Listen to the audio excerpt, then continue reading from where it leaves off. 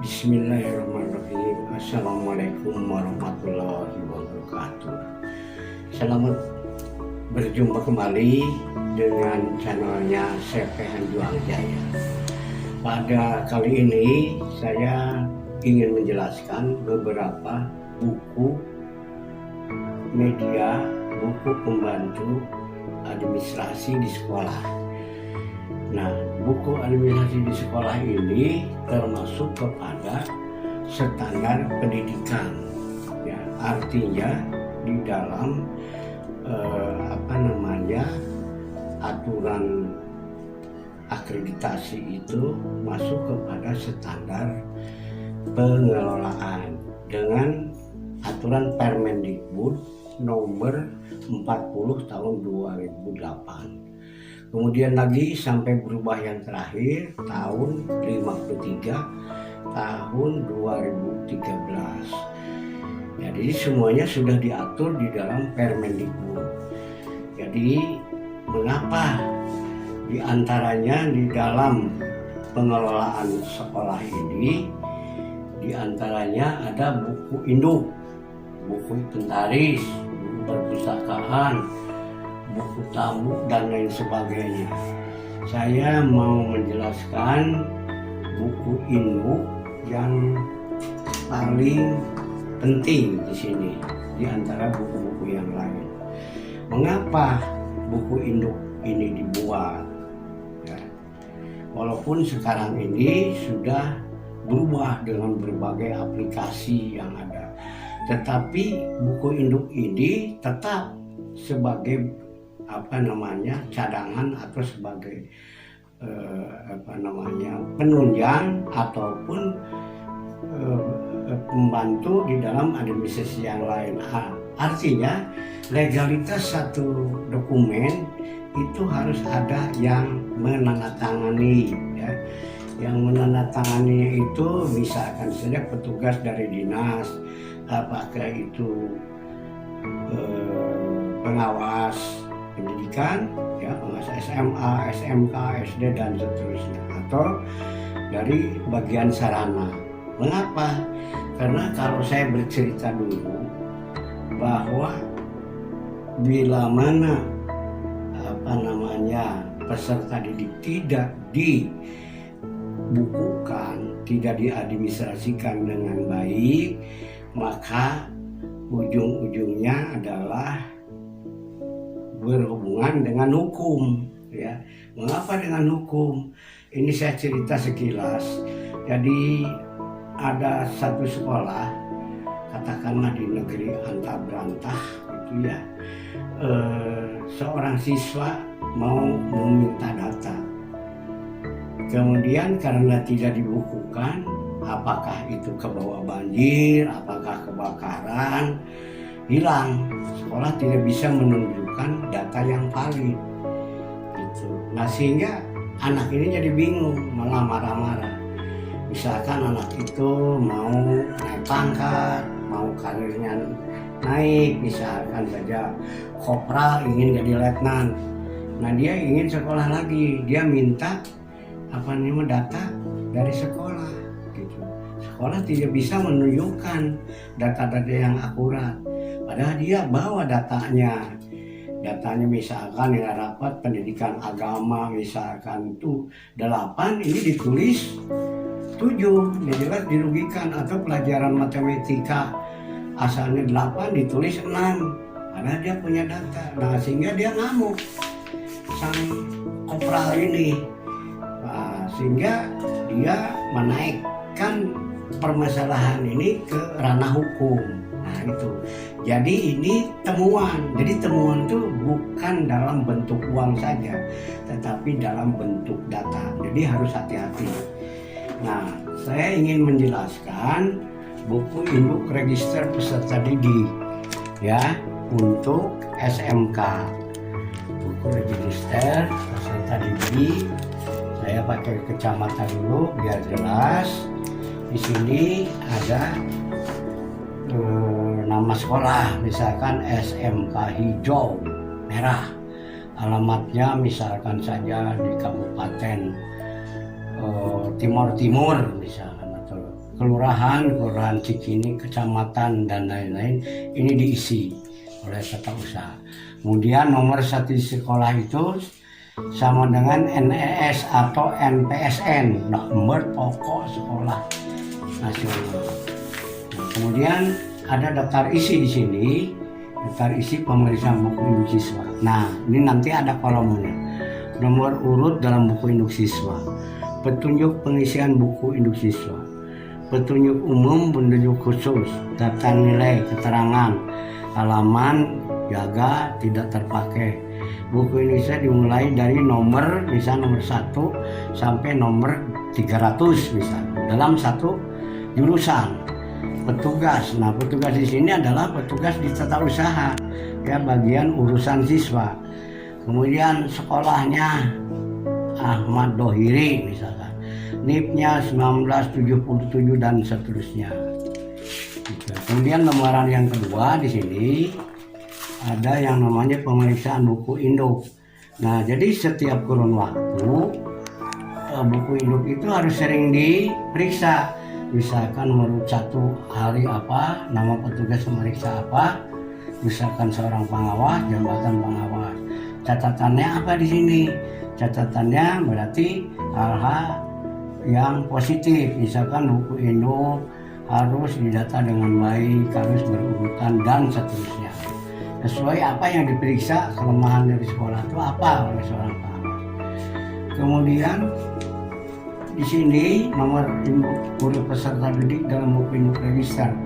Nomor induk 1 sampai misalnya satu bukunya itu 40, 50 tulis nomor induk siswa nasional, kemudian nama peserta didik dan seterusnya.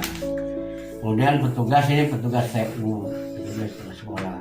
Nah, petugas TU ini setelah mendapat data yang lengkap dari para wali kelas, dari Wakasek kurikulum. Nah, kemudian nomor buku induk seperti di sini, ini dibaca nama siswa dan seterusnya, keterangan tempat tinggal, keterangan kesehatan, keterangan pendidikan, keterangan ayah kandung, keterangan ibu kandung. Nah, di sini mengapa ada 4? Nah, ini pada saat dia masuk fotonya, kemudian ini di tengah jalan, misalkan di kelas 11, kelas 11 ya, ini di kelas 11 juga, ini pada akhir dia keluar sekolah pada saat di semester 6 di kelas 12. Kemudian di sini keterangan tentang wali, kegemaran siswa, perkembangan siswa, keterangan selesai pendidikan, catatan prestasi yang dicapai itu apa, misalkan juara bola voli, juara badminton dan seterusnya. Kemudian di sini ini yang hal yang pokok ini. Nah, sekarang ini menggunakan yang kurikulum 2013. 2013 itu ada perubahan sampai 3 kali. Ya, ada revisi 2017, yang pertama 2013, kemudian pertengahan 2014 ada perubahan, 2016 ada perubahan, kemudian revisi 17, revisi 18, ya, dan seterusnya. Apa yang menjadi perbedaannya? Yang menjadi perbedaannya adalah di kompetensi keahlian, dasar program keahlian, bidang keahlian. Kalau untuk muatan nasional, muatan kewilayahan, ini tetap sama. Yang membedakannya itu adalah di kompetensi keahlian, di kelompok kompetensi di C3. Ya.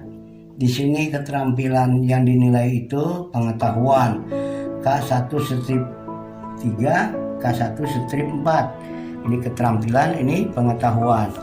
Sikap spiritual dan sosial. Nah, ini antar mapel. Nah, ini juga nanti ditulis oleh tata usaha setelah ada data dari wali kelas. Kemudian ini untuk semester 1, ini semester 2. Nah, pada saat dibagi rapot di sini ada keterangan naik kelas, tinggal kelas.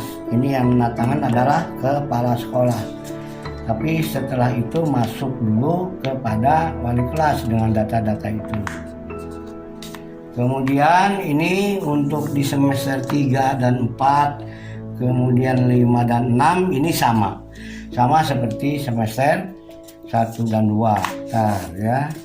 Saya pikir ini sama ini satu. Nah, ini yang jadi perbedaan di nomor berikutnya adalah kalau kolom-kolom yang lain itu sudah sama ya, KKM-nya, pengetahuan dan keterampilan.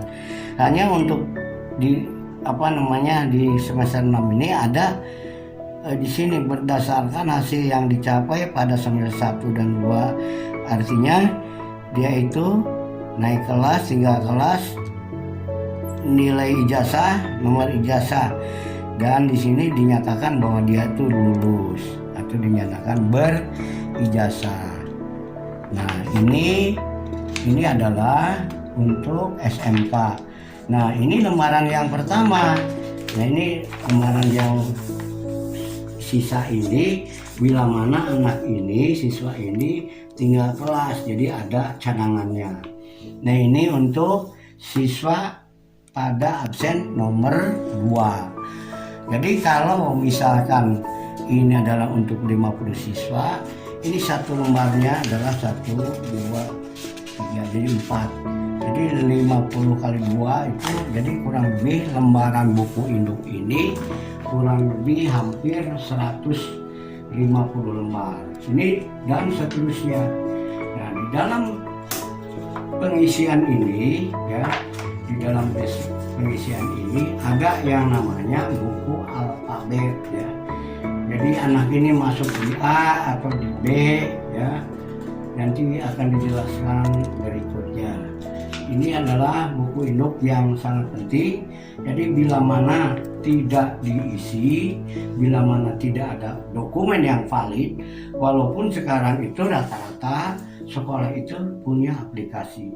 Kalau diperiksa oleh orang dinas, mana buku induk, apalagi mau ujian ya, mau uji kompetensi, mau uji nasional dan sebagainya, mana buku induknya? Alasannya ada di komputer, alasannya di flash disk. Bagaimana kalau kena virus ya, atau kena air dan sebagainya? Udah, lapor harus bikin lagi. Tapi kalau ada dokumen seperti ini valid. Karena apa? Karena di sini di depan itu ada yang memeriksa dan ada yang tanda tangan di sini. Tanda tangan di sini ini kesahihan daripada tugas. Misalkan seorang pengawas, orang seksi dari dinas pendidikan, ini yang legalitasnya itu. Jadi ada satu pertanggungjawaban baik tugas maupun prasekolah. Jadi itu buku induk yang saya jelaskan. Kemudian saya akan lanjut kepada buku induk inventaris. Nah, buku induk inventaris ini ya, kalau tadi cerita masalah sanksinya dengan hukum, ini juga sama. Bila mana tidak dibukukan, tidak dituliskan dengan rapi, maka ujung-ujungnya itu kena sanksi hukum. Mengapa sanksi hukum? Jadi bila mana sekolah ya diberikan bantuan baik berupa alat, bahan, kemudian tanah dan sebagainya, harus dibukukan di buku induk inventaris. Nah, kadang-kadang di sini katanya saya udah punya di flash disk, udah punya di komputer, udah punya di aplikasi, pas diperiksa kena virus, hancurlah itu. Nah, ini diisi oleh petugas ya, kode pos kecamatan, kabupaten, provinsi dan seterusnya. Nah, sekarang bagaimana cara mengisinya sekolah ini? Jadi ini yang yang bertanggung jawab di sini adalah urusan sarana dan prasarana di sekolah, di tata usaha, kemudian wakasek sarana dan prasarana, termasuk kepala sekolah. Kalau tidak dibukukan, ini celaka. Celakanya tadi ada temuan. Nah, jadi ini sebagai contoh ini bisa disedot ya. Provinsi DKI, Jakarta Timur, kemudian ini kode SK-nya, wilayah lapor, ya Jalan Fadilah misalkan ya, hanya contoh. Kemudian kode barangnya 011102, ini tanah dan sekolah. Nah berarti ini tanah ini barang yang tidak bergerak, barang tipe berarti berada di Jalan Era Fadilah.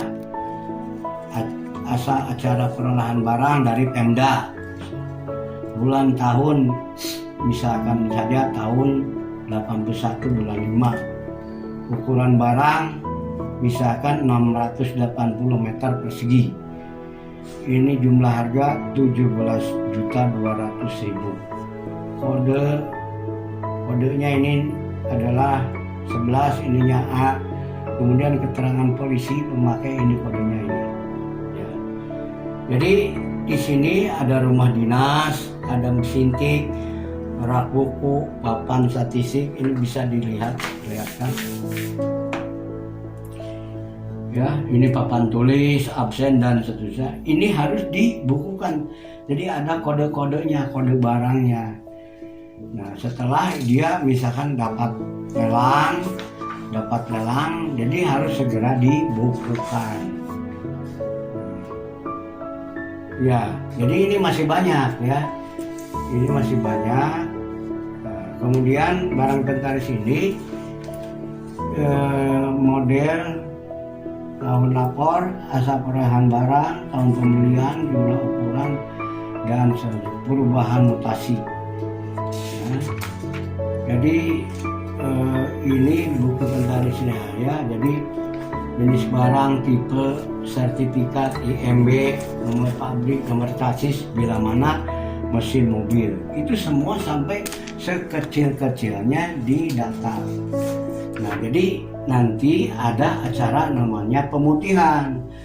Kenapa ada pemutihan? Pemutihan itu bila mana barangnya itu sudah tidak memenuhi syarat. Jadi nanti ada orang-orang dinas, orang inspektorat, itu semua datang ke sekolah memeriksa benar enggak ini hilang atau enggak. Jadi kalau hilang sebesar jarum pun harus dikejar. Misalkan mobil atau alat apa itu sampai jadi bangkai harus ada barangnya. Jadi tidak boleh diambil atau dicopotin dan sebagainya. Itu akan bahaya. Dengan demikian ini buku barang inventaris saya cukupkan demikian saja. Nanti akan saya jelaskan kepada buku berikutnya. Ini termasuk pengelolaan ya, pengelolaan. Kemudian ini ada buku induk perpustakaan. Nah, kalau buku induk perpustakaan ini sedikit ya, beda dengan yang tadi. Ini buku induk perpustakaan ini untuk membantu pengisian kepada buku induk barang inventaris. Jadi buku induk inventaris, terutama SMK itu sangat perlu. Dari mulai jajaran bengkel ya, di kantor itu harus ada. Nah, buku induk perpustakaan ini juga ada namanya NPSN, nomor pokok induk sekolah negeri nasional. Kemudian bentuk pengisiannya ini 1 sampai 6 adalah cukup jelas. Diisi dengan pilihan nada yang mendekati kolom 7.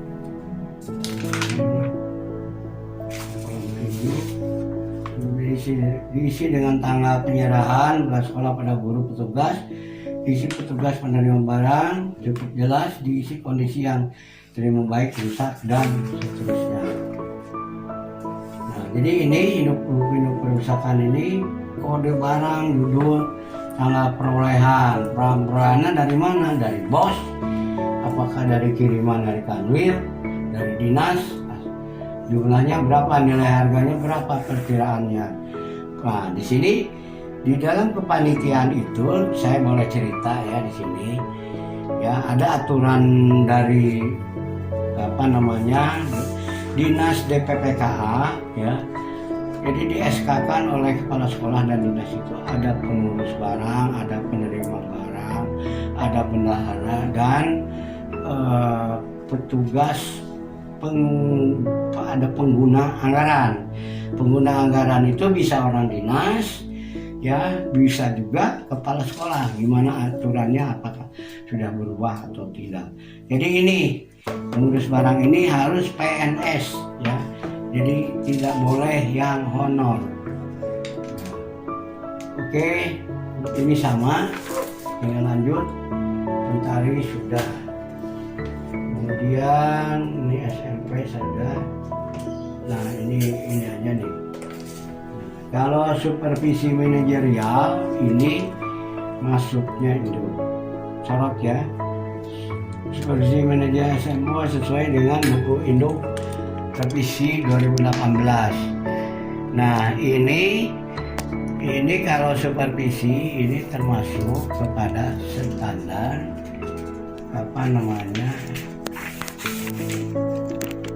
standar isi dan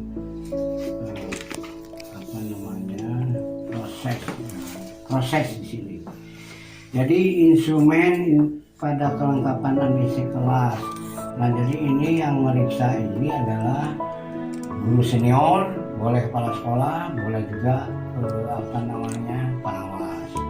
Nah jadi di sini yang berkaitan dengan pekerjaan guru, ya, yang menyangkut dengan standar isi, standar proses, SKF ini terkait, ya, standar isi.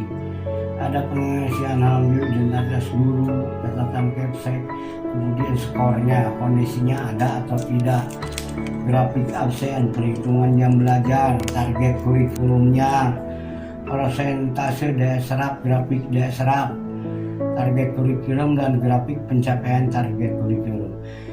Admisi KBM, program tahunan ada nggak? Program semester ada nggak?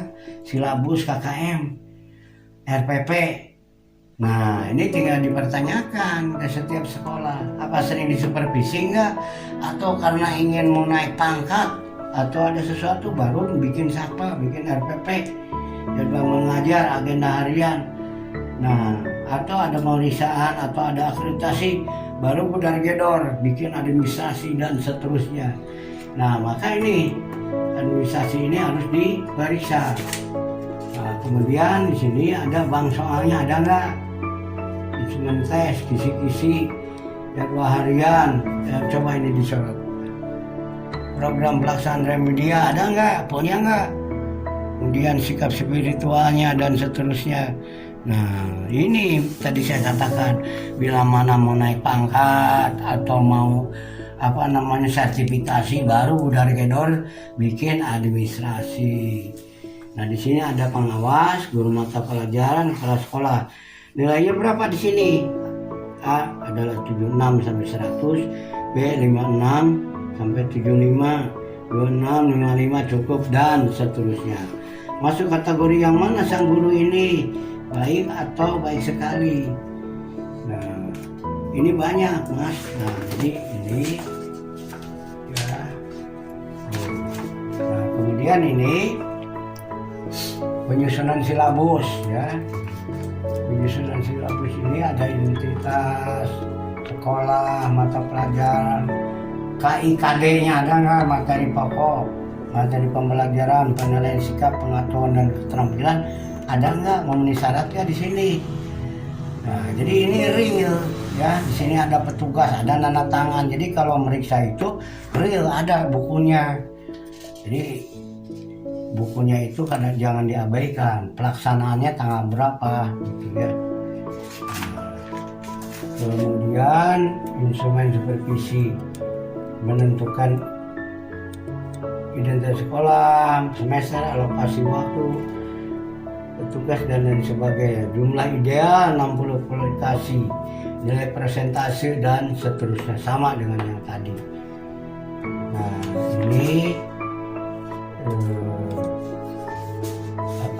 lembar pertama. Nah ini lembar yang kedua dan seterusnya ini adalah kepada guru berikutnya, ya, kepada guru berikutnya dan seterusnya. Jadi buku ini memuat kurang lebih untuk 50 guru. Jadi kepala sekolah, guru senior atau pengawas dengan membawa buku ini akan ketahuan mana guru yang mengajarnya betul, mana yang tidak betul, tidak benar. Artinya guru itu tidak hanya drag-drag masuk ke kelas, bawa administrasinya, atau administrasinya disimpan, dia langsung menyajikan materi. Nanti yang mengawasi misalkan guru senior atau kepala sekolah atau pengawas, tinggal tanda tangan nanti di sini, ya, di sini. Oke lah, ini buku supervisi manajerial. Cukup dulu apa? Cukup dulu. Apa ini masih ada banyak? Ini ada satu lagi. Nanti. Oh ya. Jadi barangkali itu saja dulu. Itu buku-buku yang sangat pokok, yang sangat diperlukan. Tidak hanya di SMK saja. Karena itu hanya contoh untuk SMK, ya, untuk SMK. Yang lainnya SD, SMP dan lain sebagainya sama juga, ya, harus memenuhi administrasi ini. Ini administrasi ini masuk kepada standar pengelolaan, ya, pengelolaan. Tadi kalau yang kemarin pengelolaan, kemudian ada standar isi dan proses, ini masuk ke sini. Ya, kemudian yang kemarin ini masuk kepada standar sarana dan prasarana. Semuanya adalah ada 8 standar. Oke, demikian saja dulu. Lebih kurangnya kami mohon maaf. Mudah-mudahan buku-buku ini dapat bermanfaat untuk sekolah dan guru. Saya hanya berbagi ilmu yang bermanfaat buat sekolah-sekolah, ya, buat guru, buat stakeholder yang berkepentingan, yang berhubungan dengan sekolah. Demikian saja. Wabillahi taufiq wal hidayah. Wassalamualaikum warahmatullahi wabarakatuh. SMK bisa.